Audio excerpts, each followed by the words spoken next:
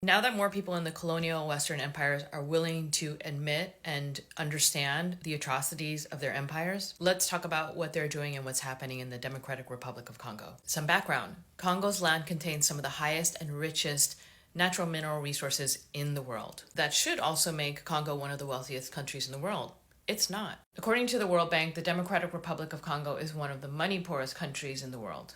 So with some of the most in-demand resources in the world, guess why they are not one of the richest countries in the world? Yes, exactly, because of imperial empires like the US, UK, and France. These empires have always exploited everywhere else in the world for land, labor, resources, and life. And part of their strategy has always been to create chaos through divide and conquer. These Western colonial powers fund militia in Rwanda and Uganda to terrorize, essay, and unalive people en masse to smuggle and steal minerals, but especially one called coltan. Coltan is a mineral that's refined into tantalum powder, which is used to make capacitors in phones or laptops and pretty much any device that has a motherboard in it. The people mining coltan and other minerals are usually not miners. They're everyday people who are actively being enslaved to mine these minerals. Many of them are also children, and most are using their bare hands or makeshift tools to dig, to actually dig and mine. Do you see conveyor belts, blasting material, industrial equipment?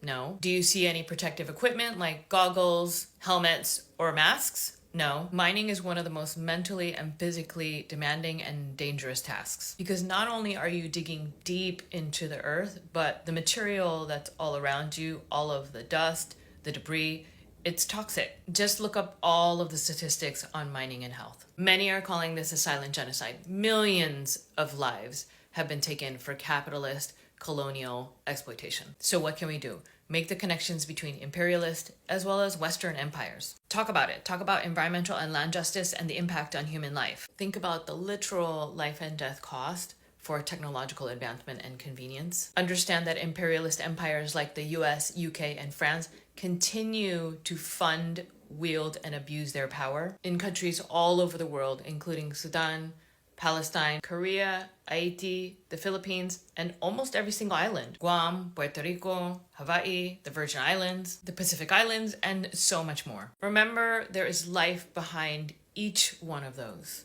Many, many lives. Unlearn everything the empires have taught you and learn true history. Past and present, so we can change the future now. Spread the word, talk about it, keep talking about it. May we fight until every country and people are free from colonial imperialist empires.